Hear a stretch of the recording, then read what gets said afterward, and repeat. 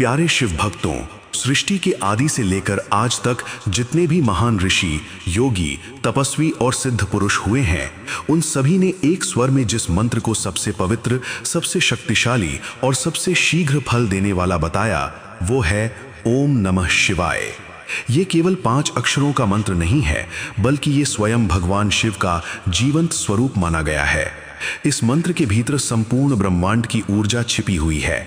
जब कोई साधक पूर्ण श्रद्धा, विश्वास और नियम के साथ इस मंत्र का जप करता है, तब उसके भीतर ऐसी दिव्य शक्ति जागृत होने लगती है जो उसके जीवन को भीतर और बाहर दोनों स्तरों पर बदल देती है। ओम नमः शिवाय को पंचाक्षरी मंत्र कहा जाता है। न, म, शी, वा, य। ये 5 अक्षर 5 तत्वों का प्रतिनिधित्व करते हैं: पृथ्वी, जल, अग्नि, वायु और आकाश। इन 5 तत्वों से ही ये संपूर्ण संसार बना है और मनुष्य का शरीर भी इन्हीं 5 तत्वों से निर्मित हुआ है। जब साधक इस मंत्र का जप करता है, तब उसके भीतर मौजूद 5 तत्व संतुलित होने लगते हैं। शरीर शुद्ध होता है, मन शांत होता है और आत्मा धीरे धीरे दिव्यता की ओर बढ़ने लगती है।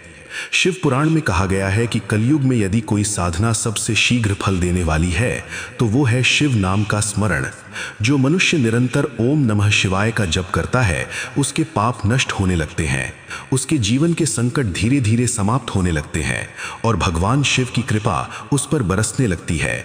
लेकिन केवल साधारण जप और मंत्र सिद्धि में बहुत अंतर होता है। साधारण जप से मन को शांति मिलती है, जबकि मंत्र सिद्धि से मंत्र स्वयं जागृत होकर साधक के भीतर कार्य करने लगता है। मंत्र सिद्धि का अर्थ है मंत्र का जागृत हो जाना। जब कोई मंत्र सिद्ध हो जाता है, तब वो केवल शब्द नहीं रहता, बल्कि चेतना बन जाता है। तब उस मंत्र का जप साधक के जीवन में चमत्कारी परिवर्तन लाने लगता है। उसकी वाणी में शक्ति आने लगती है, उसकी आत्मा में तेज बढ़ने लगता है और उसके आसपास एक अदृश्य दिव्य आभा मंडल बनने लगता है।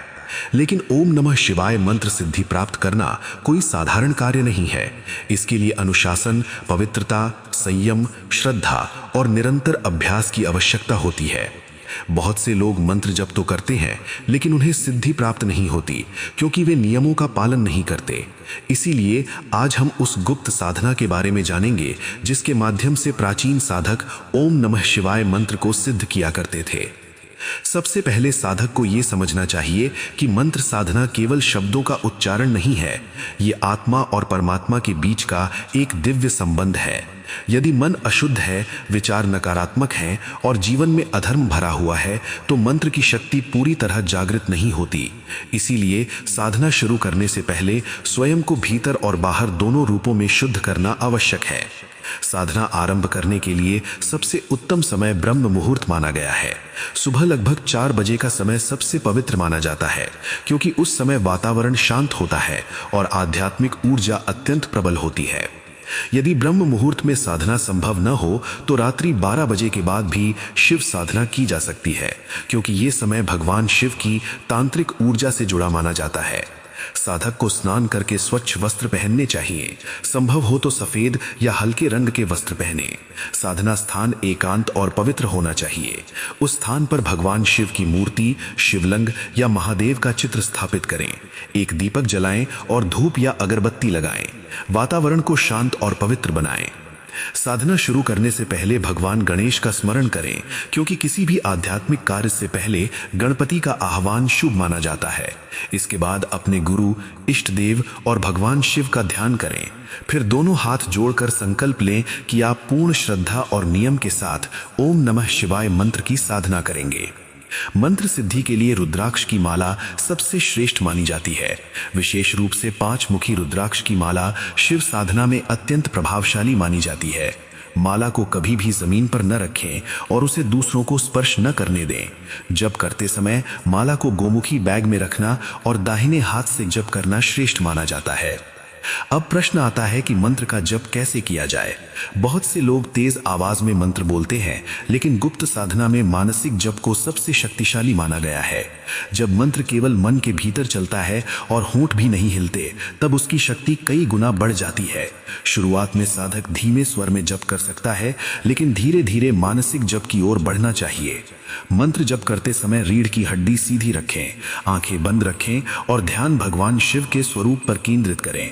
कल्पना करें कि कैलाश पर्वत पर विराजमान भगवान शिव आपके सामने बैठे हैं। उनके शरीर से दिव्य प्रकाश निकल रहा है और वही प्रकाश आपके भीतर प्रवेश कर रहा है। अब धीरे धीरे मंत्र का जप करें। ओम नमः शिवाय, ओम नमः शिवाय, ओम नमः शिवाय। जैसे जैसे जप बढ़ता है मन शांत होने लगता है, भीतर की बेचैनी कम होने लगती है।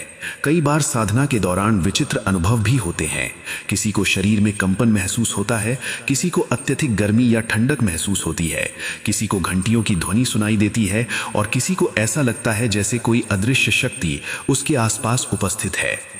यदि ऐसे अनुभव हों तो डरना नहीं चाहिए, ये साधना की ऊर्जा का प्रभाव हो सकता है। मंत्र सिद्धि के लिए संख्या का भी विशेष महत्व माना जाता है। प्राचीन ग्रंथों में कहा गया है कि किसी मंत्र को सिद्ध करने के लिए कम से कम 1,25,000 जप आवश्यक होते हैं। लेकिन ओम नमः शिवाय मंत्र इतना शक्तिशाली है कि यदि साधक पूर्ण श्रद्धा और नियम से प्रतिदिन 108 माला जप करे तो कुछ ही महीनों में गहरे परिवर्तन अनुभव होने लगते हैं। साधना के दौरान ब्रह्मचर्य का पालन अत्यंत महत्वपूर्ण माना गया है। सात्विक भोजन करना चाहिए। मांस, शराब, नशा, झूठ, क्रोध और नकारात्मक विचारों से दूर रहना चाहिए, क्योंकि ये सब साधना की ऊर्जा को कमजोर कर देते हैं। एक अत्यंत गुप्त नियम यह भी कहा जाता है कि मंत्र साधना को कभी भी दिखावा नहीं बनाना चाहिए। अपनी साधना के बारे में हर किसी को बताना उचित नहीं माना जाता। जितनी गुप्त साधना होगी उतनी ही जल्दी उसका प्रभाव बढ़ेगा। इसीलिए प्राचीन साधक अपनी साधना को छुपा कर रखते थे। साधना के दौरान सोमवार का विशेष महत्व माना जाता है। यदि सोमवार के दिन शिवलिंग पर जल, दूध और बेलपत्र अर्पित करके मंत्र जप किया जाए तो साधना की शक्ति कई गुना बढ़ जाती है। महाशिवरात्रि की रात्रि तो विशेष रूप से मंत्र सिद्धि के लिए अत्यंत प्रभावशाली मानी जाती है। उस रात किया गया जप साधारण दिनों की तुलना में कई गुना अधिक फल देता है। कुछ साधक साधना के दौरान मौन व्रत भी रखते हैं। मौन रखने से मानसिक ऊर्जा बचती है और मंत्र की शक्ति भीतर गहराई तक उतरने लगती है। जब शब्द कम होते हैं तब आत्मा की आवाज स्पष्ट सुनाई देने लगती है। धीरे धीरे जब मंत्र साधक के भीतर जागृत होने लगता है तब उसके जीवन में परिवर्तन दिखाई देने लगते हैं। उसकी आंखों में तेज आने लगता है, उसके शब्दों में प्रभाव बढ़ने लगता है, लोग उसकी ओर आकर्षित होने लगते हैं, नकारात्मक शक्तियां उससे दूर रहने लगती हैं, उसके भीतर भय कम होने लगता है और एक अद्भुत आत्मविश्वास जन्म लेने लगता है। लेकिन यहाँ एक बात बहुत महत्वपूर्ण है, मंत्र सिद्धि का उपयोग कभी भी किसी को नुकसान पहुंचाने के लिए नहीं करना चाहिए। भगवान शिव करुणा और कल्याण के देवता हैं।